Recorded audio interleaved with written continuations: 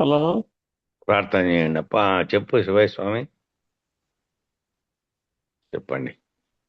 Hello. చెప్పప్పా. Hello అంటాడు, నేను చెప్పు అంటాడా. హలో. హలో. ఆయనది మనకి వినపడలే. మనదేం ఆయనకి వినపడలే, ఆయనది మనకి వినపడుతుంది. వినపడుతుంది. హలో అంటాడు. ఏం చెప్పమంటే హలో. చెప్పట్లే. చెప్పు స్వామి, శివయ్య స్వామి చెప్పు. హలో. అయ్యో రామ, ఏం చేసేదబ్బా. రికార్డింగ్ ఇదంతా. నేను ఫోన్ చేసి చెప్తాలే పని కానీ. ఫోన్ చేసి రికార్డింగ్ ఆన్ చెప్తాలే స్వామి. అయింది. సరే. నేను ఫోన్ చేసి చెప్తాలే పని కానీ. మళ్ళా మధ్యలో ఫోన్ చేస్తే అయిపోయాయి కదా, లేదంటే ముందే ఫోన్ చేసినా సరిపో. ప్రార్థన చేయండి ఎవరు. జై సద్గురు ప్రభు మహారాజుకు జై. గురు బ్రహ్మ గురు విష్ణు గురుదేవో మహేశ్వర, గురు సాక్షాత్ పరబ్రహ్మ తస్మై శ్రీ గురువే నమః. గురువే సర్వలోకానాం విషజే భవరోగిణాం నిధియే సర్వవిద్యానాం శ్రీ దక్షిణామూర్తియే నమః. బృహద్వాదిష్టసిద్ధాంతం పూర్ణబోధోపదేశికం శ్రీ వెంకటేశ్వర యోగేంద్రం సద్గురుభ్యో నమో నమః. ఆత్మానాత్మాతీతమనిశం కేవలాత్మోపదేశికం శ్రీ వేముల రామయ్యార్య యోగేంద్రం సద్గురుభ్యో నమో నమః. చరాచరమతీతం చ అచలపూర్ణోపదేశికం శ్రీ పూర్ణానంద పూర్ణయార్య సద్గురుభ్యో నమో నమః. పూర్ణబోధసుధానిధిం పూర్వపుణ్యఫలప్రదం వేదాంతానంద సద్గురుం వెంకటరమణార్య గురుం భజే. పూర్ణానంద పుల్లయార్య పుత్రరత్న మహాగురుం కృష్ణానంద విభం దైవం కృష్ణమూర్తి నమో నమః. పరబ్రహ్మానందవర్షం పరాపర సమాదర్శం జ్ఞానాజ్ఞానతీతానంద శ్రీ అశ్వత్థార్య నమోస్తుతే. సర్వకాలాకాల ప్రత్యక్షం సర్వోత్తమ సుశాశ్వతం విరయితానంద గురుం శ్రీ వెంకటదాసార్యాం గురుం భజే. అస్మద్గురు సమారంభం కృష్ణ సాందీపమాధ్యమాం ఓంకారపీఠ పర్యంతం వందే గురు పరంపరం. జై సద్గురు ప్రభు మహారాజుకు జై. తెల్లవారును భ్రాంతి చీకటి తీరిపాయను జ్ఞాన ఉదయం బల్లనాయను మనసు స్థిరమై ఎల్ల బయలాయన్. ఆత్మా మేలు కొనవి ఉన్నదున్నట్లుండి పాయను విన్న కన్నది లేకపాయను ఎన్నగాయి ఎరుక మూలము ఏమి లేదాయన్. ఆత్మా మేలు కొనవి తోచు వృత్తులు తొలగిపాయను సూచన యుగురు వాక్యమాయను ఉచ్చ నీచంబనిటి పలుకులు గుత్తవైపాయన్. ఆత్మా మేలు కొనవి భూత పంచక శూన్యమాయను భూతలేమియు లేకపోయెను పాతకంబులు పారిపాయను పరమ పదమాయన్. ఆత్మా మేలు కొనవి ఇల్లు బయలై తెల్లనాయను కల్లబోదలు చెల్లిపాయను పిల్లలాటల పోలికాయను ప్రేమ లేదాయన్. ఆత్మా మేలు కొనవి పిండ బ్రహ్మాండముల నుండిటి దండి అహములు తెలివిపాయను ఖండాఖండములోన చూడా ఖండమైపాయన్. ఆత్మా మేలు కొనవి హరిహరాదుల కందకుండిటి గురుని వాక్యము నమ్మికాయను పరమ పదమే బట్టబయలై భావమిక బాయన్. ఆత్మా మేలు కొనవి జనన మరణము జలుపు తీరను కనుల వేడుక కాలిపోయెను మనసు ఇంద్రియ చలనమెల్లను మాయమైపాయన్ ఆత్మా నిరూపణవి జగతి విబుధులు స్వప్నమాయను పగలు రాత్రి లేకపోయెను ఒకటి రెంటికి మూలమాయను ఊహలేదాయన్ ఆత్మా నిరూపణవి ఇంపుగా నలగండ్ల వెలిగిటి వెంపటి నరసింహ గురువరు పంపునను గోపాల కవిలో బయలు బయలాయన్ ఆత్మా మేలుకొనవి తెల్లవారును భ్రాంతి చీకటి తీరిపోయెను జ్ఞాన ఉదయం బల్లనాయను మనసు స్థిరమై ఎల్లవయలాయన్ ఆత్మా మేలుకొనవి జై సద్గురు ప్రభు మహారాజుకు జై జై శ్రీ పూర్ణానంద పుల్లయార సద్గురు ప్రభు మహారాజుకు జై ఇందుగల గురు భక్త మండలికు జై గురు పరంపరముకు జై జై సద్గురుదేవ జై గురు, జై గురు. అందరికీ జై గురు. గురు పరంపరంకు జై.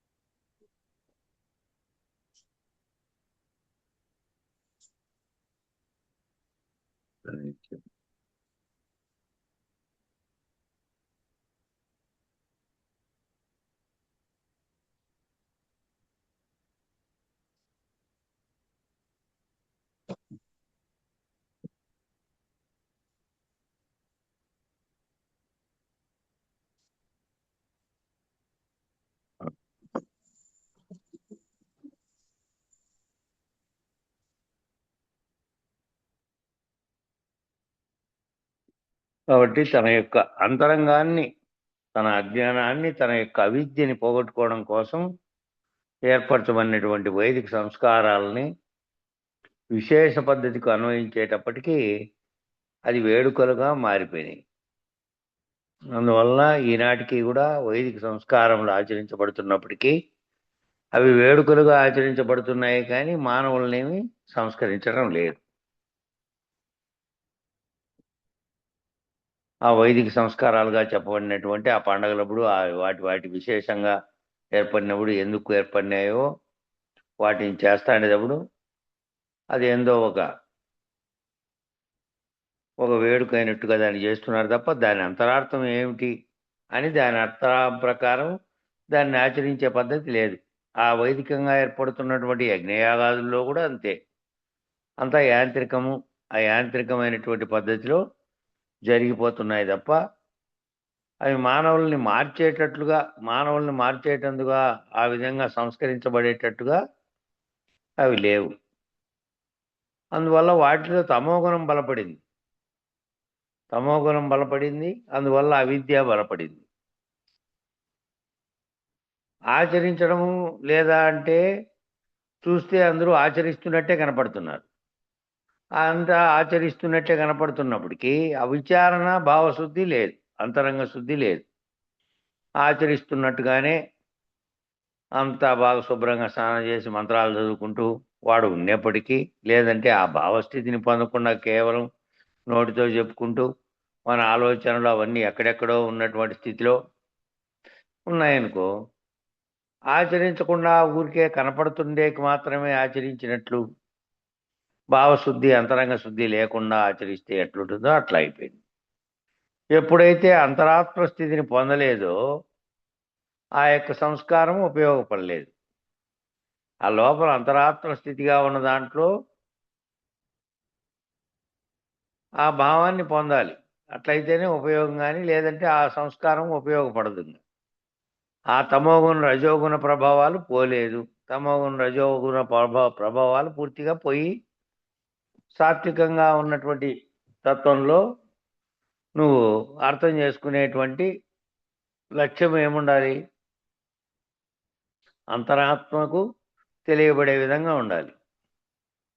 జీవితంలో 40 ఏళ్ల పాటు జపం చేసినట్టే కనపడతాడు. జపం ఎందుకు చేస్తున్నావు? ఆ జపసిద్ధి కలగదు. ఆ జపసిద్ధి ఆ జపంలో ఏముందో, దేని కొరకు చేస్తున్నావో అది కలిగితే కదా చేసేం లాభం. కానీ జపసిద్ధి మరి ఇంతకాలం జపం ఏం చేసేదయ్యా అంటే అని అడిగితే, మా చిన్నప్పుడు ఎప్పుడో చెప్పారండి. ఆ చెప్పిన దాన్ని 100కి ఎన్ని సార్లు చేయమన్నారు. లేచినప్పటి నుంచి అదే చేస్తున్నాము అని అంటున్నారు.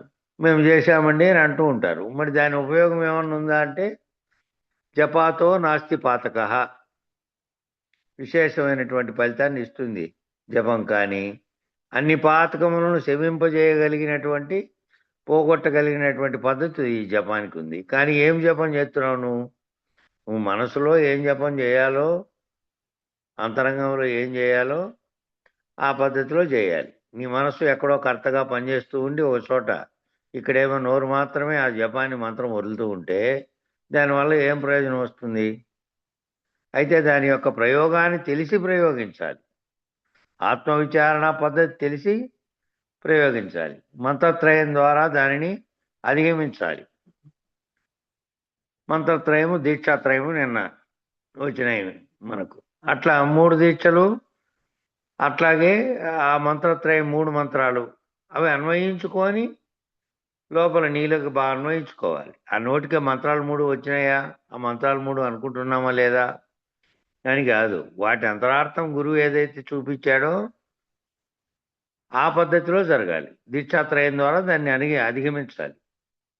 అధిగమించడమే మంత్రత్రయంలో 3వ మంత్రం అయిపోతే నువ్వు అధిగమించి ఆ స్థితిని పొందినట్టు. 3 రకాలు చెప్పారు. జ్ఞాతం, ద్రష్టం, ప్రవేశం, అధిగచ్చతి అని 4 పనులు చేయాలి నువ్వు. దాన్ని తెలుసుకోవాలి, దాంట్లోకి ప్రవేశించి నువ్వే అదని కనుక్కోవాలి. ప్రవేశం, దాన్ని దర్శించిన తర్వాత దాంట్లోకి నువ్వే, అదే నువ్వు, దాని నీకంటే భిన్నంగా ఏమీ లేదని తెలుసుకున్న తర్వాత దాన్ని అధిగమించాలి. అధిగచ్చతి అంటే 4: జ్ఞాతం, ద్రష్టం, ప్రవేశం, అధిగచ్చతి. అది అధిగమించడం ద్వారా నువ్వు లేనటువంటి స్థితిని నువ్వు దాంట్లోకి పోతావు. కానీ ఇట్లా ప్రయోజనం ఏముంది? ఇట్లా అంతరంగంలో చెలకుండా కేవలం 40 ఏళ్ళ నుంచి జపం చేశానన్నట్టు అవుతుంది మళ్ళీ. కాబట్టి మహాస్వామి అంటారు, అణువణువు కూడా నీ దేహంలో ఉన్నటువంటి అణువణువు కూడా ఆ మంత్రశబ్దం యొక్క నాదమునకు స్పందించేటటువంటి స్థాయిలో జపం చేయాలి అంటాడు. జపం ఎట్లా చేయాలి అది అంటే, ఆ గురువాక్యం ఏదైనా కానీ ఆ గురువాక్యం యొక్క అర్థం నీకు అణువణువు దాని మీదనే కేంద్రీకరించి చేయాలి. చెప్పేదేమో మంత్రం చెప్పి నోరు ఒక చోట, మనిషి ఒక చోట, బుద్ధి మనసు ఒక చోట, వేరే వేరే చోట్ల కాదు. అణువణువు దాని మీదనే కేంద్రీకరించి చేయాలి. అట్లా వైబ్రేట్ అవ్వాలట. ఎంత వైబ్రేట్ అవ్వాలయ్యా అంటే, వైబ్రేట్ అంటే ఇట్లా చెలించడం. ఎంతగా చెలించాలి, ఎంత వైబ్రేట్ అవ్వాలయ్యా అంటే, అణువణువు కూడా మంత్రం యొక్క ప్రభావానికి, ఆ మంత్రం యొక్క అక్షరానికి, ఆ మంత్రం యొక్క నాదానికి, శబ్దానికి నీలో ఉన్న అణువణువు స్పందించేటువంటి స్థాయికి నీవు దాన్ని తీసుకొని వెళ్ళాలి. అట్లా చేయాలట. అలా చేస్తే అది అజపం అవుతుంది. జపించకుండానే, నువ్వు ప్రత్యేకంగా దాని మీద కేటాయించకుండానే నిరంతరము ఏ విధంగా నీలో శ్వాస జరుగుతోందో అట్లా అంతటా ఆ గురువాక్యం యొక్క అంతరార్థం అంతా నీ శరీరంలో అంతటా నీకు అదే అయి చెల్లించాలి. అలా ఎవరికైతే ఉందో అప్పుడు మంత్రసిద్ధుడు అతడు మహిమోపేతుడు. అతను మంత్రసిద్ధుడైతే చాలు. ఏ మంత్రము, గురు మంత్రం ఏదైతే చెప్పారో దాన్ని తెలుసుకుంటే చాలు. మహిమోపేతుడు అంటే మళ్ళీ మహిమలు చూపిస్తాడని కాదు. మహిమలతో పెద్ద పని లేదు ఇంక వానికి. మహిమలతోనే పని లేదు. మంచిని మించిన మహిమలు లేవన్నది అనసూయాదేవి. మంచిని మించినటువంటి మహిమలు లేవు. కాబట్టి చైతన్యాన్ని మేలుకొల్పడం అనేది వీరి వల్ల మాత్రమే అవుతుంది. వీరి జీవిత లక్ష్యం ఏమిటి? ఇంకా వేరే ఏమీ ఉండదు. వీరిని అడిగితే వీరికి ఏమి భౌతికమైనటువంటి జీవధర్మాలకు సంబంధించిన శరీరానికి సంబంధించిన లక్ష్యాలు ఉండవు వీళ్ళకు. జీవితంలో ఇంకేమీ చెప్పే పని లేదు. అంతో ఇంతో ఈశ్వరుని చేతిలో పనిముట్టుగా దైవీ కర్తవ్యంగా తాము ఎందుకు జన్మించారో, తమ లక్ష్యం ఏమిటి అంటే తాము అశరీర గురుమూర్తిలాగా ఆ గురుమూర్తి ఒక గురుమూర్తిని చేరి ఆ గురుమూర్తితో తాము కడతేరినట్టుగానే అనేక మందిని వాళ్ళ కర్తవ్యంగా పెట్టుకొని మానవుల్లో చైతన్యానికి సంబంధించిన మేల్కొల్పునిచ్చి ఆ ఇవ్వడం మాత్రమే తమ కర్తవ్యము అన్నటువంటి స్థితిలోకి పోయింటారు. ఇంకా వారికి ఏమీ అవసరం లేదు. అటువంటి మహనీయులుగా అయినటువంటి వారే దేశకేంద్రులుగా ఉన్నటువంటి గురువులు. అందువల్ల మహిమోపేతులు, మహిమ అంటూ జీవితంలో ఏమైనా జరగడం అంటూ ఉందంటే మహిమ ఏంది? మహిమ జరగడం అంటే ఏదో ఉన్నట్లుండి నేను అనుకోకపోయినా పైనుంచి ఊడేదైనా పడుతుందా? ఉన్నట్లుండి మహిమ.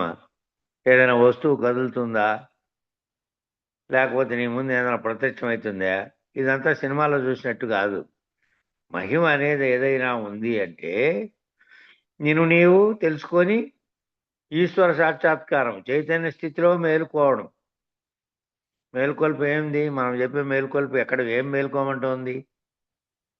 నువ్వెవరో మేలుకో, దీనికి కారణమైనటువంటిది ఏదో దాన్ని తెలుసుకో. బీజ వస్తువుగా ఏది నీకు జన్మ పరంపరలకు కారణంగా ఉందో దాన్ని రహితపరచుకోవడానికి గురు మేల్కవ చేత మేల్కో అని చెబుతుంది. అట్లా చైతన్య స్థితిలో మేల్కోవడం. ఈశ్వర సాక్షాత్కారం అంటే చైతన్య స్థితిలో మేలుకొని సాక్షిగా నిలవగలగడం.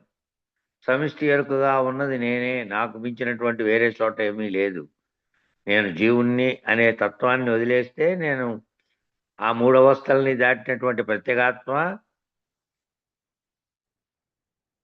నాలుగో స్థితిలో సాక్షిగా నిలబడి ఉన్నాడు. సమిష్టిగా పరమాత్మగా నిలబడి ఉన్నాడు సమిష్టిలో. కాబట్టి వ్యష్టి సమిష్టి భేదాలు ఏమీ లేవు, ఈ రెండు ఒక్కటే అని నువ్వు నిలవగలిగితే అంతకు మించినటువంటి ఉన్నతమైనటువంటి దివ్యమైన మహిమలు ఏమీ లేవు.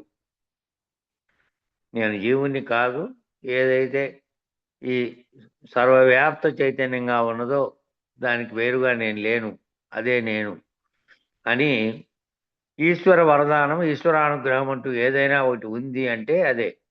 అలాంటి దాన్ని పట్టుకోగలిగి అలాంటి గురువు నీకు దొరికి ఎవడో వాడు సరైనటువంటి ఆత్మవిచారణ సాధకుడైతే సరైన పద్ధతిలో సరైన మార్గంలో పోయేవాడు. అది మాత్రమే లక్ష్యమై ఎవరికైతే ఉంటుందో ఇంకా ఈ రకమైనటువంటి వైరాగ్యశీలత కలిగి ఉండాలి. దీనికి ఆశ్రమ ధర్మాలు ఏవి అడ్డుగావు. ఏ ఆశ్రమంలో ఉన్నావు? బ్రహ్మచర్యంలో ఉన్నావా, గృహస్థుగా ఉన్నావా, వానప్రస్థంగా ఉన్నావా, లేదంటే సన్యాసిగా బట్టలు ధరించి కాషాయం వేసుకొని ఉన్నావా, దీనితో పని లేదు. నువ్వు కాషాయం అన్నా వేసుకో, టైప్లోనన్నా ఉండు, ఏ బట్టలన్నా వేసుకో, వేషంతో పని లేదు. ఆశ్రమ ధర్మాలు ఈ విధంగా ఈ ధర్మాల్లో ఉన్నా నేను బ్రహ్మచారిగా ఉన్నా, కుటుంబాన్ని కట్టుకున్నా, ఇవన్నీతో పని లేదు. వైరాగ్యశీలతతో నువ్వెవరు అనే దాన్ని తెలిసి నీ లక్ష్యం నిర్ణయించుకొని నీ లక్ష్యాన్ని చేరుకునే పద్ధతి నీకు ఉండాలి అంతే. నువ్వు ఆశ్రమ గృహస్థాస్తుగా ఉన్నావు కాబట్టి వ్యవహార జీవితంలో కుటుంబానికి సంబంధించిన పనులన్నీ చేస్తున్నావు. దాంతో చేసినప్పటికీ నీ భావంలో ఈ లక్ష్యం పెట్టుకున్నావు కాబట్టి అది చేస్తూ ఉన్నప్పటికీ కూడా ఆ పని అక్కడ చేస్తూ ఉన్నప్పటికీ ధర్మబద్ధంగా న్యాయబద్ధంగా దాని వ్యవహారం చేస్తూ ఉన్నావు. కాబట్టి ఏదైనా సరే ఏ ఆశ్రమమైనా, గృహస్థాశ్రమా, బ్రహ్మచర్యమో, వానప్రస్థమా, సన్యాసమో ఏదైనా సరే అంతరిక సన్యాసాన్ని కలిగి ఉంటాడు. అంతరిక సన్యాసం బాహ్యంగా సన్యాసిలాగా కనపడేది కాదు, అంతరికంగా సన్యాసాన్ని కలిగి ఉంటాడు. వీటన్నిటిని నిరసన చేయగలిగేటువంటి ఆ అంతరం కలిగి ఉంటాడు. ఆ ఆంతరిక సన్యాసం చేత పొందేటువంటి జ్ఞాననిష్ట ఏది ఉందో అది ఇటువంటి మర్మములన్నీ కూడా ఎరుక మర్మములని చెప్పబడుతున్నాయి. ఈ మర్మాలు ఏవి చెప్పినప్పటికీ ఈ స్థితి అంతా నీకు తెలియబడుతుండే దాంట్లో బ్రహ్మనిష్ట, జ్ఞాననిష్ట అని పొందే వరకు చెప్పిందంతా కూడా ఎరుకే దాన్ని గుర్తిస్తోంది. ఎరుకే అది ఆ సమూలంగా ఎరుక. ఆ ఎరుక రహితమైపోతే ఇంకా అది ఇది పలాంటి ఇటువంటిది అటువంటిది అని చెప్పేదే లేదు. నువ్వు ముందు ఆ నిష్ట అక్కడ నిలకడ చెందే స్థితిగా ఈ మర్మాలన్నీ ఎరుక ద్వారానే చెప్పబడినాయి. ఇన్ని మర్మాలు ఎరుకలోనే ఉన్నాయి. ఇన్ని మర్మాలు ఉన్నాయట ఎరుకలో. అందువలనే దానికి మలినపుట ఎరుకని, మిశ్రపుట ఎరుకని, అఖండ ఎరుకని, కేవలపుట ఎరుకని, పరారూప ఎరుకని రకరకాల స్థాయి భేదాలతో ఉంది. మలినపుట ఎరుక అంటే నువ్వు జీవుడుగా గుర్తించబడుతున్న స్థాయిలో, మిశ్రపుట ఎరుక నువ్వు ఖండాఖండములుగాను అఖండంగాను ఉన్నటువంటి రెండు రకాలుగా పరిణమిస్తున్న స్థితి. అఖండ ఎరుకగా అంటే నేను కేవల అఖండ ఎరుకగా ఉన్నది ఒక్కటే ఎరుక. ఆ ఎరుకే బ్రహ్మం అనేటువంటి స్థితి ఉంది. ఆ బ్రహ్మం నేనే, నాకంటే వేరుగా లేడనే స్థితిలో నువ్వు జీవుడు అనే పద్ధతిని వదిలి ఉండడం కేవలపు ఎరుక. ఆ కేవలపు ఎరుక అంటే మళ్ళీ కిందికి మలినపు ఎరుక దిగి రాకుండా ఉన్నటువంటి అఖండ స్థితిలో అయినా నిలకడ చెంది ఉండడం పరారూప ఎరుక. ఈ అన్నిటిని తెలుసుకుంటోంది. అదే ఎరుకే పరమును తెలుసుకుంటోంది. దాన్ని తెలుసుకొని దాంట్లో తన స్థానం లేదని, అదే ఉంది ఎప్పటికీ బయలుగా ఉన్నదని దాన్ని తెలుసుకొని మళ్ళీ దాన్ని వదిలిపెట్టి ఉన్నప్పటికీ తెలియబడుతున్న తెలివి అనేది ఉంది కదా, అది ఎరుక లేని ఎరుక స్థితిలో శరీరం ఉన్నంత కాలం నీకు కనబడుతున్నప్పటికీ దానితో నీకు తాదాత్మ్యత లేదు. ఇంకా పోయింది. అది పోగొట్టబడి నిన్ను రహితపరిచిన తర్వాత అది లేని ఎరుక పద్ధతిలో ఉంది. అంతే తప్ప నీకు అది ఉన్నట్టుగా తోచే పద్ధతి లేదు. కేవలం కళ వ్యవహారంలో ఇతరులంతా వ్యవహరిస్తున్న వాడు మేల్కొల్పిన తర్వాత అదంతా లేనిది అని అనుకున్నట్టే, లేనెరుకలో ఉన్నటువంటి వాడేమో లేనెరుకని తెలిసే, లేని కళ జరుగుతుందని తెలిసే ఆ కళలోంచి గురువు చేత మేల్కొనపబడి ఆ కళలోకి మళ్ళీ తాదాత్మ్యం చెందకుండా ఉండేవాడు. జాగ్రత్త అనే కళలో జరుగుతున్న వ్యవహారంతో తాదాత్మ్యం లేకుండా ఉన్నటువంటి వాడు. కాబట్టి అన్ని మర్మాలన్నీ ఇన్ని రకాల ఎరుకల్లో ఉన్న ఇన్ని రకరకాల స్థాయి భేదాలతో, స్థితి భేదాలతో ఎరుక యొక్క సమన్వయం చెప్పబడుతోంది. ఆఖరికి ఏమైంది? ఆఖరికి ఇది లేనిదే ఈ తెలపబడినటువంటి ఇన్ని రకాలుగా చెప్పబడిన ఎరుక లేకనే తోచినటువంటి ఓ కళ అది లేనే లేదు. అప్పటికీ ఉన్నది అదే.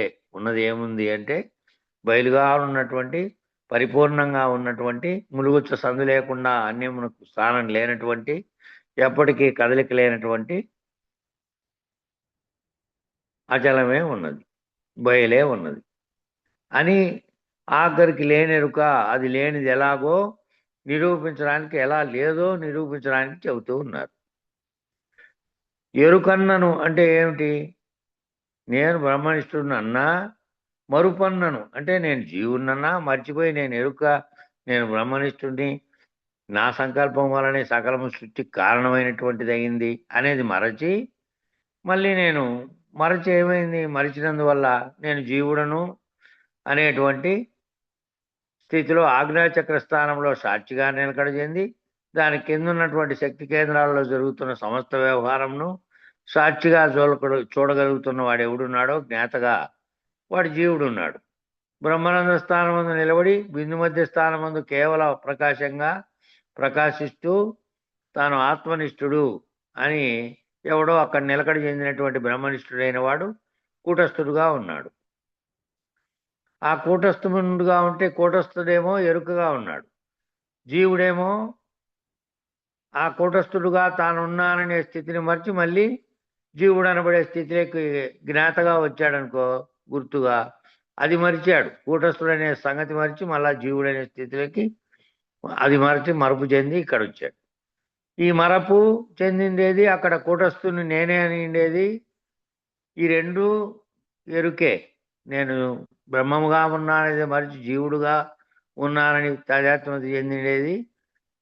జీవస్థితిలో నుంచి మళ్ళీ నేను కూటస్థుడుగా, బ్రహ్మముగా, ఆత్మనిష్ఠుడుగా ఉన్నాను, బ్రహ్మనిష్ఠుడుగా ఉన్నాను అనేది ఎరుకే. రెండు ఎరుకే. ఆ ఎరుక మరిచింది, మళ్ళా గుర్తు చేసుకుంది. ఈ రెండు ఎరుకే. మరపు ఎరుక అని రెండు ఎరుకే. ఈ రెండు ఎరుకే. ఎరుకకు ఎరుకన్నా కాబట్టి ఎరుకకు ఎరుకన్నా అనే పదం కూడా అదే అర్థంలో వచ్చింది. కాబట్టి ఇందాక చెప్పబడిన పిండాండ పద్ధతి ఇదంతా మలినపు ఎరుక. పిండాండ పద్ధతి అంతా మలినపు ఎరుక. ఇదంతా కూడా నరస్వప్నం. నరుడు అనేవాడు కంటున్నటువంటి స్వప్నంలో ఈ పిండాండము పుట్టి వ్యవహరించి నానా నాటకాలు ఆడి నానా పనులని చేసి నానా ఏమేం చేస్తున్నా అదంతా నేనని భావనతో, నేననే శరీరంతో తాదాత్మ్యం చెంది, కనపడే దృశ్యంతో తాదాత్మ్యం చెంది నరస్వప్నం కనింది ఈ కనపడేదంతా. ఆ బ్రహ్మాండ పద్ధతిగా చెప్పబడి 25 వ్యవహారం అంతా కూడా ఆ చెప్పబడిన పైనుండి దాని చేత నడిపించబడుతున్నటువంటి అఖండ ఎరుకగా ఉన్న దైవీ ఎరుక, లేక ఈశ్వరాహం, నేనే ఈశ్వరుని అని గుర్తెరిగినటువంటి ఎరుక, లేక దివ్యాహం అంటే దివ్యమైనటువంటి అహం, అఖండంగా ఉన్నటువంటి అహం అది, లేక నేను బ్రహ్మము అని ఉండేది ఆ దివ్యాహం. ఏ పేరైనా పెట్టుకో, ఆయా పద్ధతులను బట్టి అన్వయ భేదాలను బట్టి పేర్లు పెట్టారు. ఆయా పద్ధతులను అన్వయ భేదాలను బట్టి పేర్లు, ఏం పేరు పెట్టా అది ఎరుక. నేను ఈశ్వరుడను, చిదానంద రూప శివోహం శివోహం అని, అహం బ్రహ్మస్మి, ఇలా ఇదంతా బ్రహ్మాండ నిర్ణయమే. చిదానంద రూపమైనటువంటి శివుణ్ణి నేనే అని చెప్పిండేది, అహం బ్రహ్మస్మి, నేనే ఆ బ్రహ్మమును. ఇలా ఇదంతా కూడా బ్రహ్మాండ నిర్ణయంగా చెప్పబడిండేది. సరే, అలా అన్నాడు, ఇలా ఉన్నాడు, అలా ఉన్నాడు, రెండిటికు రెండుగా ఉన్నాడంటే ఈ రెండు ఎరుకేనయ్యా, ఈ రెండు రెండుగా లేడు, ఈ రెండు ఖండ ఎరుకలు. ఆ ఖండ ఎరుకల యొక్క వ్యవహారం, వాటి యొక్క సాక్షిత్వం యొక్క సమాహారం. పిండము పిండములోని అహము, బ్రహ్మాండము బ్రహ్మాండంలోని అహము, ఈ నాలుగింటి కూడికి చేరి అఖండంబో ఎరుక కదరామాయన్న. కాబట్టి ఈ రెండిట్లో ఉండే అహము, పిండము పిండంలో నేనంటున్నది. పిండం అంటే జీవుడు, జీవుడుగా ఉండి నేనంటున్నాడే, అది బ్రహ్మాండంగా ఉండి ఆ బ్రహ్మాండానికి కర్తనైనటువంటి ఈశ్వరుడు అని అంటున్నది బ్రహ్మాండంలో. ఇక్కడ అంటున్నది, అక్కడ అంటున్నది, ఈ నాలుగింటి యొక్క కూడికి చేరింటే ఏమైంది, అఖండమ్మ ఎరుక అయింది. కాబట్టి అఖండ ఎరుక కూడా పోతే అది కూడా ఎరుకే. కాబట్టి ఎరుకకు ఎరుకన్నా అంటే అర్థం అది. ఈ ఎరుక ఆ ఎరుక వేరుగా లేవు. ఈ ఎరుకకు ఎరుక అయితే ఆ అఖండ ఎరుక కూడా పోతే, కాబట్టి ఇదేమో ఖండ ఎరుక, అదేమో అఖండ ఎరుకనని దేహి దేహాత్మ భావ పరిధిలో ఉన్నప్పుడు, జీవ పద్ధతిగా ఉన్నప్పుడేమో శరీరమే నేనుగా ఉన్నప్పుడు దేహి అనే సాక్ష్యం తెలుసుకోవడమే 3 చెరువుల నీళ్ళు తాగినట్టంత. ఈ దేహి అనేవాడిని తెలుసుకోవాలంటే మరి రోజు విచారణ పద్ధతిలో వేరువేరు పద్ధతులుగా ఎట్లా సులభంగా చెబితే అర్థమవుతుందో, ఎట్లా చెబితే బోధపడుతుందో అనే కోసమే తిప్పలబడి వేరువేరుగా ఉన్నటువంటి గ్రంథాల్లో వాళ్ళు ఏం చేశారో అవన్నీ తెచ్చి చెప్పాం. ఇక శరీరంగా ఉన్నప్పుడు శరీరం నేనంటే అంటున్న దాంట్లో ఏదైతే ఉందో, శరీరంగా ఏది ప్రవర్తిస్తుందో దానికి వేరుగా ఉండి ప్రవర్తిస్తున్న దాన్ని అంతటినీ నిర్భయానంద బోధామృతంలో సులభంగా చెప్పారు. సులభంగా అర్థమయ్యేటట్టు, చదువు పెద్దగా రాకపోయినప్పటికీ అర్థమయ్యే స్థితిలో వ్యవహారం నేను ఏమేం చేస్తుందో దాంట్లోకి అన్వయించి చెప్పారు నామరూపాత్మక పద్ధతిలో. కాబట్టి దేహి అంటే ఏది దేహాత్మ భావనలో పరిధిలో ఉన్నప్పుడు, దేహి అంటే నేను శరీరం నేనుగా ఉన్నప్పుడు, శరీరం నేనని అనుకున్నప్పుడు ఆ దేహి అనే సాక్షిని తెలుసుకోవడం.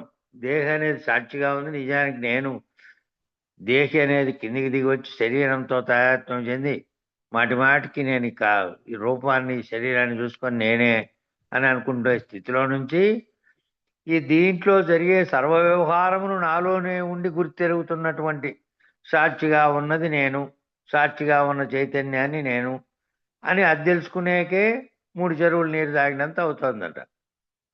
ఇంకా గంగానది ఔపోసన పట్టినంత పని అయిపోతుంది.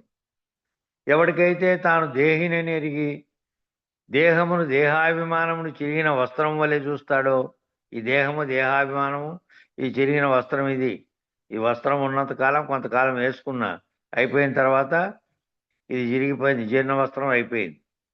ఇక్కడ ఇదేమో చేసినటువంటి తాను అని భావించి కర్తగా ఉండి చేసినటువంటి కర్మ ఫలితాలని మళ్ళీ సరిపోయే ఉపాధి కావాలి కాబట్టి చిరిగిన వస్త్రానికి బదులు మళ్ళా ఇంకో వస్త్రం కావాలి కాబట్టి దాన్ని ధరించడానికి ఇక్కడ జీవం వదిలి అక్కడ పోయి ఇంకో చోట ఏర్పరచుకుంటోంది. కాబట్టి జీర్ణ వస్త్రం వలె చూస్తాడో వాడు మాయ ఈయనని దేహికి సంబంధించింది మాయ.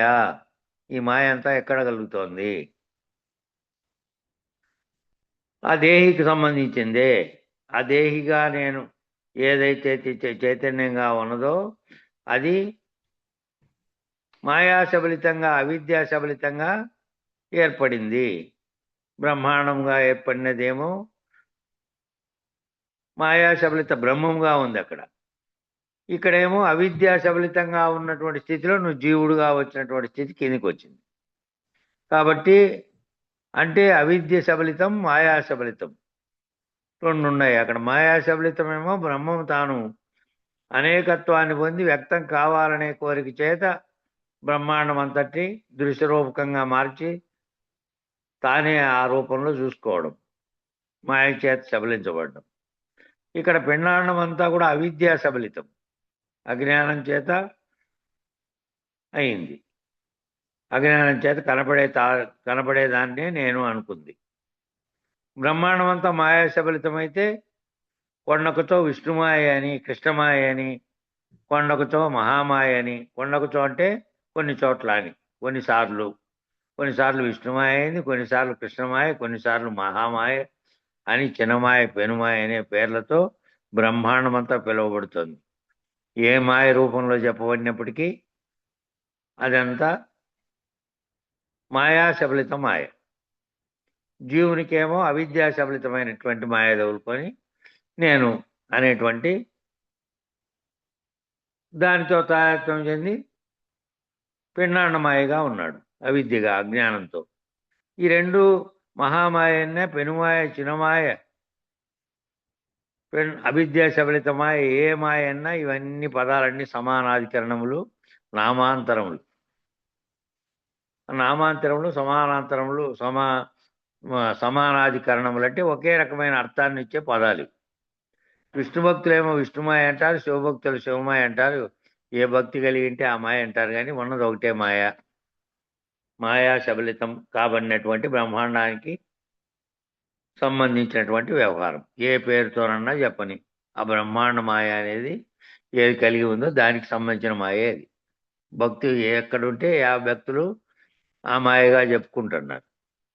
కానీ దానన్నిటికీ కారణమైనది ఒక్కటే అనేది తెలుసుకోకుండా దాంతో లాస్ట్కి ఏమైనాయి, మనం 150-200 ఏళ్ల క్రితం ఇంకా అక్కడి నుంచి దాదాపు మనం 1150, 1200 నుంచి 1600 దాకా మనం చరిత్రలోకి పరిశీలించినామంటే ఒక రాజు వైష్ణవ పద్ధతిని, ఒక రాజు శైవ పద్ధతిని తీసుకొని ఆ రెండింటికే శత్రుత్వం ఉన్నట్టుగా యుద్ధాలు కూడా చేసుకున్నారు.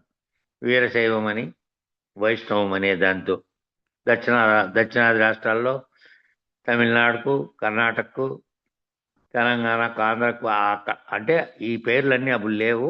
అనేక రాజ్యాలు ఉన్నాయి అప్పటికి. దీని మధ్య జరిగిన కొట్లాట్లన్నీ ఇవే. ఏంటంటే విష్ణువు గొప్ప, శివుడు గొప్ప అనేది.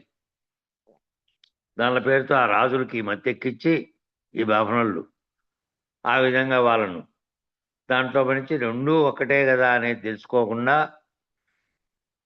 ఇన్ని రకాల పేర్లతో విభజించబడి చేసుకున్న యుద్ధాలు అవన్నీ. కాబట్టి ఏ పేరుతో పిలిచినప్పటికీ అది మాయే.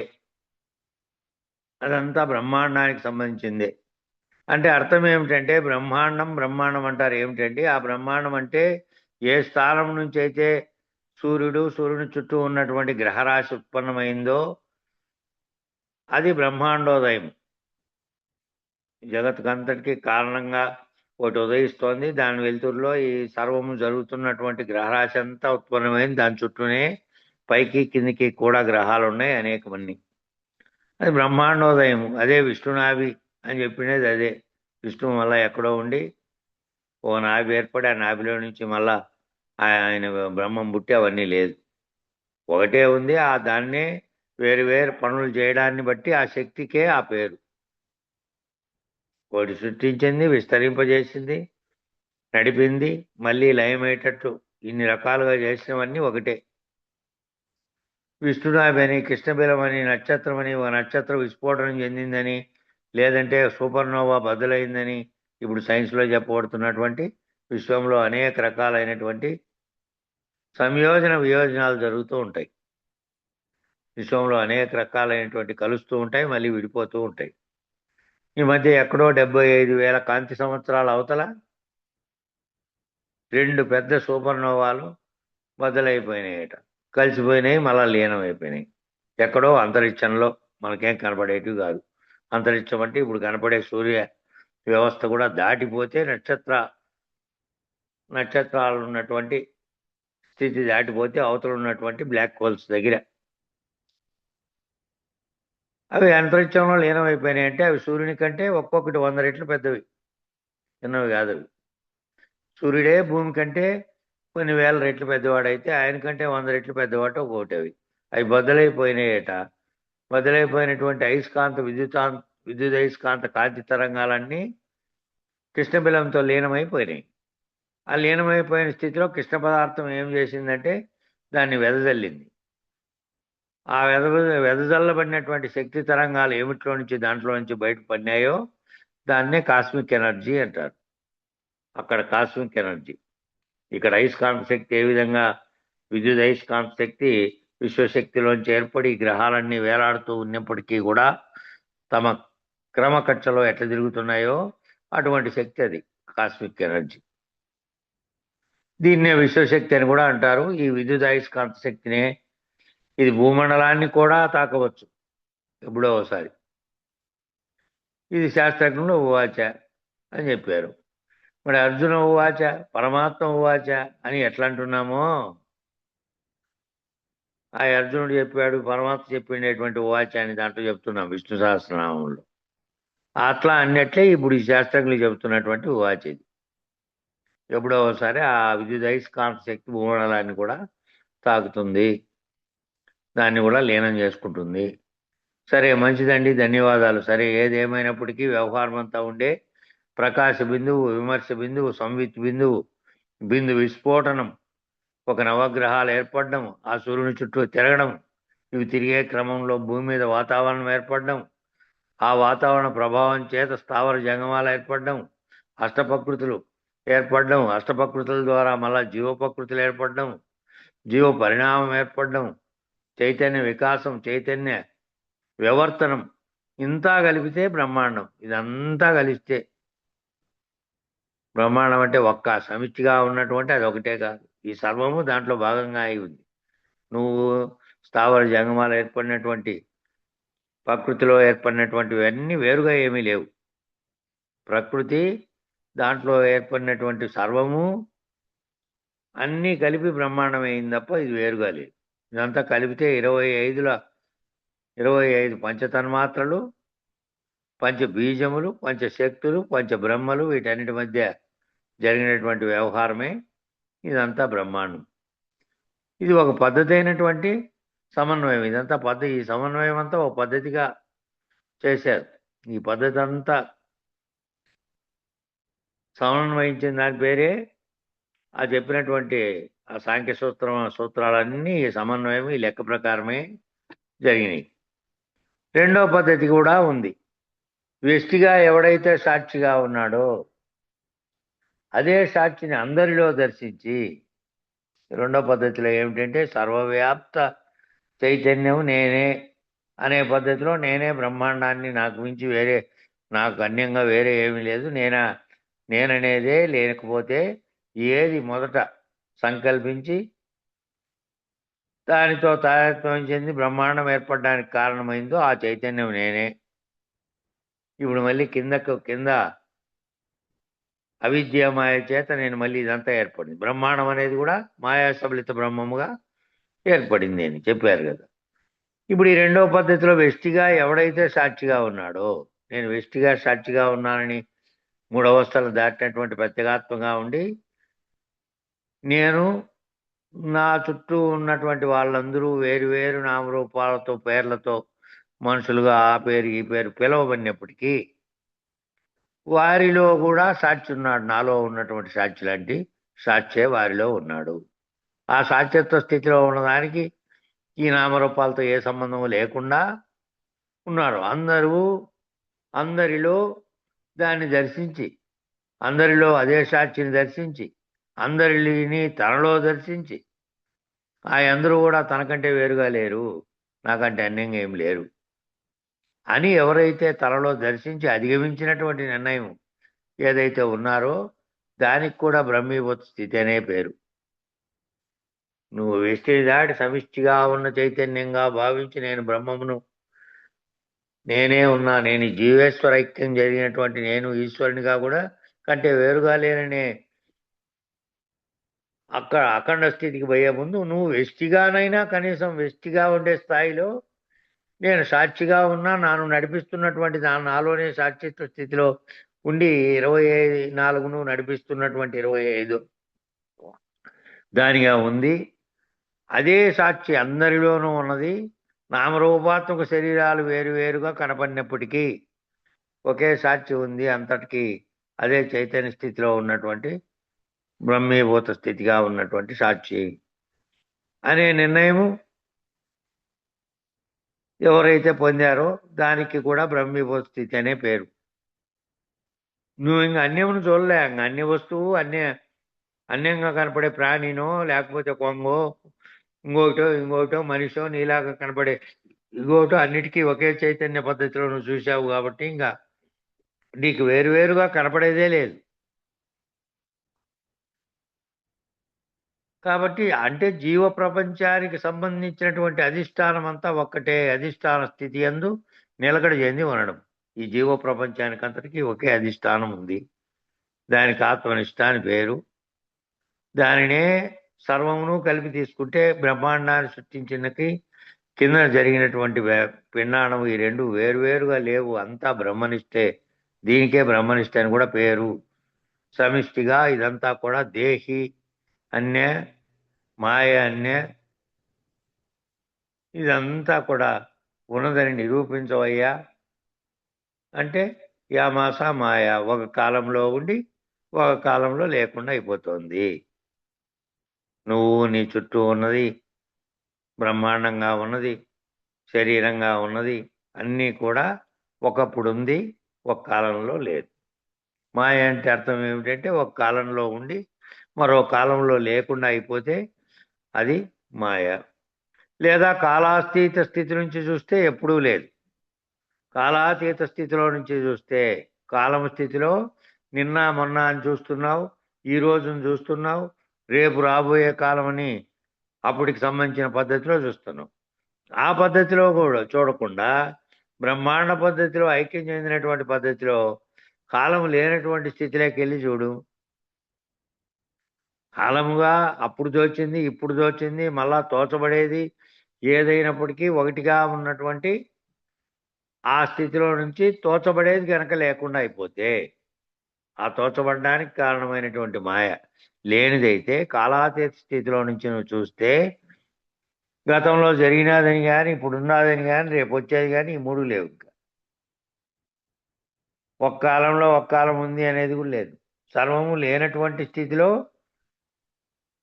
ఉన్నట్టుగా కనపడుతున్నటువంటి మాయగా కనపడినటువంటి కలగా కనపడినటువంటి స్థితి కాలాతీతునికి లేదు. తాను ఎప్పుడూ పుట్టనే లేదు అనేమాట కాలాతీతుడు. ముందు వచ్చినది, మధ్యలో ఉంది, మళ్ళా పోయింది, మళ్ళా వస్తుంది అనే 3 రకాలైనటువంటి కాలాలు ఏమీ లేవు. కాలాతీత స్థితిలో నుంచి చూస్తే ఎప్పుడూ లేదు. కాలాతీత స్థితి నుంచి చూస్తే ఎప్పుడూ లేదు. కాలానిసములైన వారికి ఈ బ్రహ్మాండం ఎప్పుడూ లేదు, ఈ విశ్వం ఎప్పుడూ లేదు. విశ్వం అనేటి కలగన్నట్టు ఆ కళలో తాను వ్యవహరించినట్టు ఈ బ్రహ్మాండం అంతా సృష్టి జరిగినట్టు ఇదంతా కూడా ఒక కళ జరిగింది. ఈ విశ్వం ఎప్పుడూ లేదు, ఈ ఎరుక ఎప్పుడూ లేదు అనే స్థితిలో ఉంటాడు కాలాతీతుడైనటువంటి వాడు. అలా కాదయ్యా, ఓ మెట్టు దిగొచ్చావు అనుకో, కాలంలోకి దిగొచ్చావు అంటావేమో. ఒక కాలంలో ఉండి ఒక కాలంలో లేదు. బ్రహ్మాండ పరిధి నుంచి పిండాండ పరిధిలోకి వచ్చేసినాను అన్నావు అనుకో. బ్రహ్మాండ పరిధిలో సమిష్టి మాయ, అక్కడి నుంచి పిండాండ పరిధిలోకి వచ్చితే ఈ మాయ ప్రభావమే మిథ్యగా మారిపోయింది. మారిపోయి ఏ తక్షణంలో తోస్తూ, వ్యవహరిస్తూ, అనుభవిస్తూ, ఫలిస్తూ లేకుండా పోయింది. ఇది కూడా పిండాండ పరిధిలోకి వచ్చిన నువ్వు సంకల్పించి తోచినప్పుడు, నువ్వు వ్యవహారం చేసినప్పుడు ఉన్నట్టుగా మళ్ళా ఒక్క క్షణంలోనే అది మరుపు చెందినట్టుగా, మళ్ళీ గాఢ నిద్రావస్థలో ఇవన్నీ ఏమీ లేనట్టుగా, మళ్ళీ ఆ మరణ వ్యవహారంలో మళ్ళా ఏమీ లేదు. ఆ ఏమీ ఇంతవరకు తోచినటువంటిది, చేసినటువంటిది, వ్యవహరించినటువంటిది, ఇంతవరకు అనుభవిస్తూ కూడా ఫలిస్తూ కూడా లేకుండా పోయింది. మరి అంతా ఏం చేసింది? అంతా నీ భావనే తప్ప నిజానికి అన్ని పనులు కూడా అదే చేస్తోంది. అన్ని పనులు, అన్ని భావనలు, అన్ని కల్పనలు చేసింది అదే. కానీ నిజమునకు ఆ బ్రహ్మాండగతమైనటువంటి బ్రహ్మము ఈ పిండాండగతంగా కూడా ఉండి అకర్తగా, అవ్యవహారిగా ఉంది. వ్యవహారం చేయడానికి కారణమైనది అది ఉన్నప్పటికీ అది నామరూపాత్మక శరీరంగా కనపడలే. బ్రహ్మాండగతంగా ఉన్నటువంటి దానితో ఏర్పడినటువంటిది పిండాండగతంగా ఉండి అది అకర్తగా ఉంది. పిండాండగతంగా వ్యవహరిస్తున్నటువంటిదేమో వ్యవహారం చేస్తున్నాననుకుంది, నిజానికి అవ్యవహారిగా ఉంది. తాననే భావన చెందకుండా ఉంటే బ్రహ్మాండ పరిధిలో నుంచి చూస్తే పిండాండ పరిధిలో నుంచి చూడకుండా అప్పుడు అది అవ్యవహారిగా ఉంది. వ్యవహారం ఏమి చేయట్లే. కాబట్టి పిండాండ పరిధి అంతా కూడా మిథ్యాభూతం. ఇది లేనిదాన్ని నువ్వు కల్పించుకున్నటువంటి కల వంటిది ఈ పిండాండ పరిధి అంతా. బ్రహ్మాండ పరిధి అంతా మాయాభూతం. బ్రహ్మాండం అనేటువంటి దానికి ఏర్పడిన మాయ చేత ఈ భూతం అంటే ఏమిటి? భూతం అంటే ఏదో అర్థం, ఏదో తామసికమైన ఉపమానం కాదు. భూతాలు ఉన్నాయి, నేనే వస్తాయి, నేను పట్టుకుంటా, ఆ భూతం కాదు ఇది. పంచభూతాలను కూడా భూతాలని అంటున్నాం. అవి ఏర్పడడానికి కారణమైన బ్రహ్మాండం అంతా ఏర్పరిచింది అది అని అంటున్నాం. ఈ మాయాభూతంగా అంటే తామసికమైన వ్యవహారం ఉపమానం కాదు. పుట్టి వ్యవహరించి పైకి పోయేదానికే భూతం అని పేరు. ఒక కాలంలో వచ్చింది, పుట్టింది, వ్యవహరించింది, మళ్ళీ పోయింది, దానికి భూతం అని పేరు. ఒక కాలంలో పుడుతుంది, కొంతకాలం వ్యవహరిస్తోంది, కొంతకాలం తర్వాత లేకుండా పోయింది. ఎక్కడి నుంచి వచ్చిందో అక్కడికే పోతుంది. దీనికి భూతం అని పేరు. ఇలా దీనికి సంస్కృత శబ్దం అన్నమాట ఇది.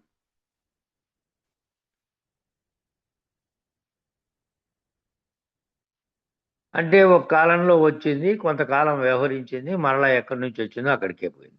ఆ అధిష్టానంలో నుంచి వేరుగా తాను భావించి మళ్ళీ పంచభూతములు అనేటువంటి స్థితిలోకి వచ్చి పంచభూతాత్మకంగా పంచభూతాలు వచ్చినాయి, కొంతకాలం ఉంటాయి, మళ్ళా బ్రహ్మాండంలో లయమైపోతాయి కొంతకాలానికి. అలాగే బ్రహ్మ నిర్వాణాన్ని ప్రతిపాదించినాము.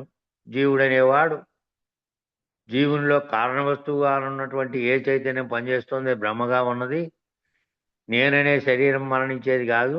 ఆ నేననే శరీరంలో ఏది చైతన్య స్థితిలో ఉండి సర్వమును సంకల్పించుతోందో అది నిర్వాణం చెందాలి. ఆ బ్రహ్మం అనేది అది నిర్వాణ స్థితిలో చెంది కూటస్థుడుగా ఉండి ఆ కూటస్థ స్థితి కూడా లేని స్థితిలో కేవలం బయలుగా ఉన్నటువంటి స్థితిలోకి పోవడానికి ఈ కింద మొదలుపెట్టి జీవుడు యొక్క జీవుని నిర్వాణమేమో ఆత్మవిచారణ ద్వారా, నిర్వాణ స్థితి ద్వారా అవస్థాత్రయాన్ని దాటేటువంటి ప్రవేశించడం. అవస్థాత్రయంలో ఉన్నటువంటి వాడే ఈ మూడవస్థల్ని అనుభవిస్తున్నాననేటువంటి స్థితిలో నుంచి దాటిపోయినటువంటి వాడే అవస్థాత్రయం దాటినటువంటి వాడు. ఆ జీవుడుగా తాను లేకుండా ఈ ఆత్మవిచారణ స్థితిలో దాన్ని దాటి ఆత్మసాక్షాత్కార జ్ఞానం ద్వారా తాను దాన్ని దాటాడు. స్వాత్మనిష్ఠుడై, జ్ఞాననిష్ఠుడై, వ్యవహారిగా లేకుండా, వ్యవహారంతో పని లేకుండా వ్యవహారం చేస్తున్నటువంటి దానికి సాక్షిగా ఉన్నాడు. త్రిపుటి రహితంగా, త్రిపుటికి అతీతంగా ఉన్నటువంటి నిర్ణయం పొంది తనలోనే జరిగే సర్వ వ్యవహారాలని చూస్తూ దానితో తాదాత్మ్యం జరగకుండా అవస్థలను దాటినటువంటి వాడై సాక్షిగా ఉన్నాడు.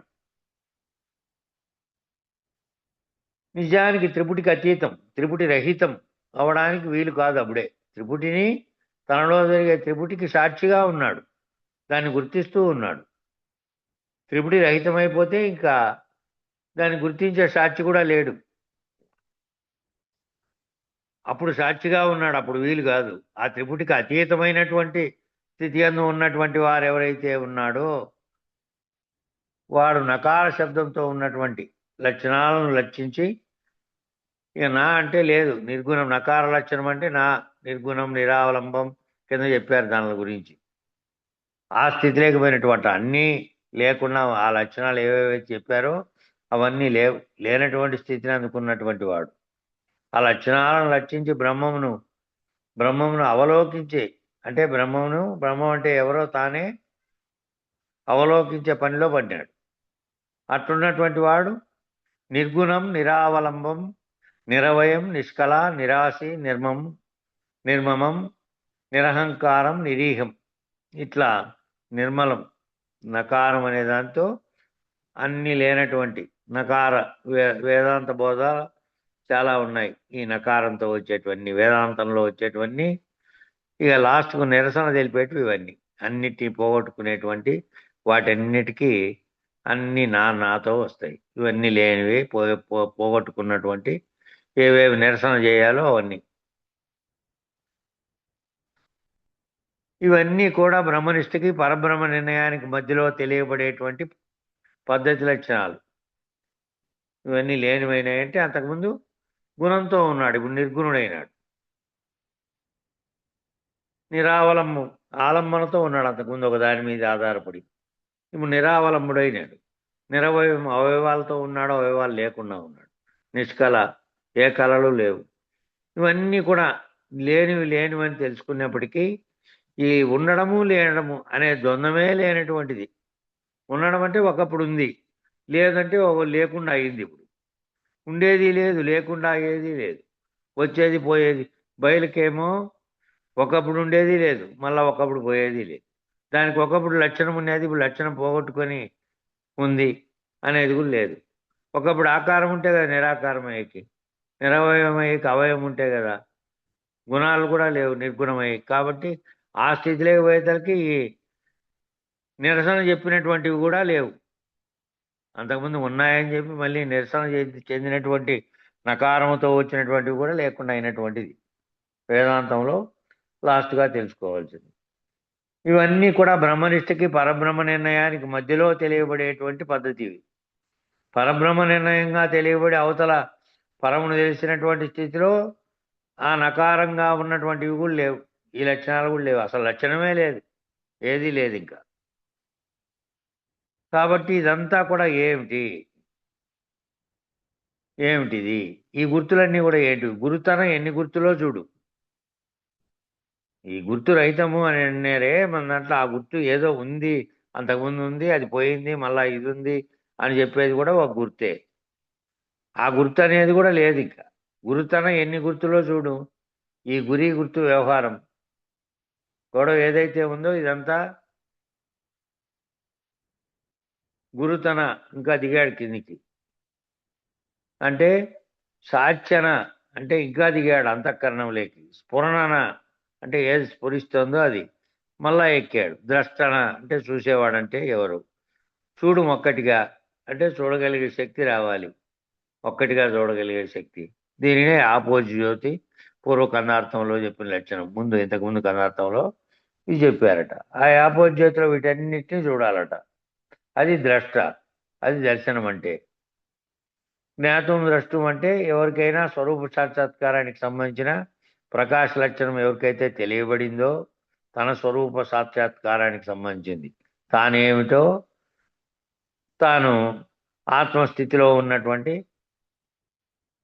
ప్రకాశ లక్షణాన్ని ఎవరైతే తెలుసుకున్నారో అది దాన్ని దర్శించినట్టు. ఆ ప్రకాశ లక్షణంలో నిలకడ చెంది మళ్ళీ ఒక్కొక్కటి చూస్తూ పైదాకా వెళ్ళాలట. ఎక్కడి దాకా వెళ్ళాలంటే ఎక్కడి నుంచో మొదలు పెట్టాలి. ఇప్పుడంటే స్ఫురణ ఏదైతే కలిగిందో దానికి ముందు ద్రష్ట తర్వాత స్ఫురణ తర్వాత జ్ఞప్తి తర్వాత సాక్షి తర్వాత గుర్తు. ఏది గుర్తు పెట్టుకున్నాడో అది. ఆ గుర్తు తర్వాత మాయ, మాయ తర్వాత దేహి, దేహి తర్వాత ఎరుక, ఎరుక తర్వాత మళ్ళా మరుపు, మళ్ళా ఎరుక, మళ్ళా ఈ ఎరుకల ఈ అన్ని స్థితిలోకి దిగి రాకముందు ఉన్నదేమో అఖండ ఎరుక. ఇట్లా విభజించుకుంటూ కిందికి పైకి చూసుకున్నా అన్ని రకాలుగా ఉన్నదంతా ఒకటే.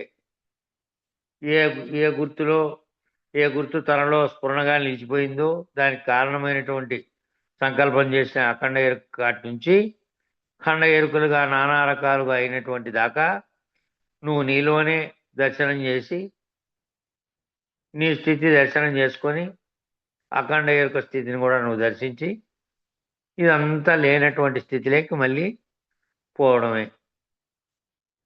కాబట్టి ఈ క్రమంలో ఎవరైతే వెళ్ళారో ఈ జ్ఞాతం ద్రష్టం ప్రవేశం అనేటువంటి అధిగచ్చతి అనే క్రమంలో ఎవరైతే దాన్ని తెలుసుకోవడం, జ్ఞాతగా దాన్ని ద్రష్టగా దాన్ని చూడగలిగే స్థితికి రావడం, అదే తానైనటువంటి స్థితిలోకి ప్రవేశించడం, దాన్ని అధిగమించడం, అది క్రమమైన సాధనా మార్గంలో క్రమమైనటువంటి పరిణామశీలతతో ఎవరైతే ముక్తి మార్గం ఇటువంటి దాంట్లో పోయినారో ఇది ముక్తి మార్గం. ఇది లేకుంటే చూడు ఒక్కటిగా ఇక్కడ మొదలుపెట్టాడు, ద్రష్ట దగ్గర నుంచి మొదలుపెట్టి ఆ చివరి అఖండ ఎరుక నిర్ణయమై ఉన్నటువంటి దాని దాకా ఏదైతే ఉందో అంతా ఒక్కటిగానే చూడు. ఎక్కడి నుంచి అంటే పరమపద స్థానం నుంచి పైన నుంచి చూడు. పైన సాక్షిగా ఉన్న స్థితిలోంచి కింద నుంచి పైదాకా ఒక్కటే అని చూడు అని చెప్పాడు. నువ్వు అక్కడి వరకు పెట్టుకుందాం.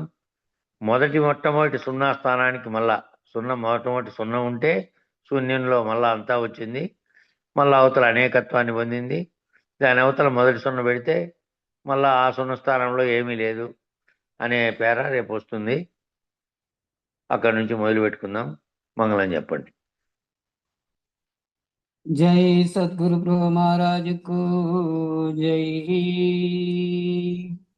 జయ జయ జయ మంగళం వనగా జయమే సదా అపజయము గురునకు లేని లేదుగా. జయ శుభాశయారతులు మన జయము కొరకే గాని గురునకు జయము జందగ జయవేయి జన్మముల నా చేతగాదని. జయ జయ జయ మంగళం వనగా జయమే సదా అపజయము గురునకు లేని లేదుగా.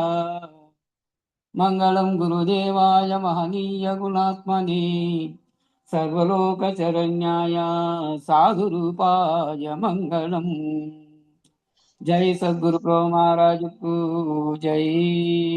జై శ్రీ పూర్ణానంద పుల్లయారు సద్గురు ప్రభు మహారాజుకు జై. జై శ్రీ వేదాంతానంద వెంకట రమణారు సద్గురు ప్రభు మహారాజుకు జై. జై శ్రీ విష్ణానంద కృష్ణమూర్తి సద్గురు ప్రభు మహారాజుకు జై. జై శ్రీ అశ్వత్థార్య సద్గురు ప్రభు మహారాజుకు జై. జై విష్ణానంద కృష్ణమూర్తి సద్గురు ప్రభు మహారాజుకు జై.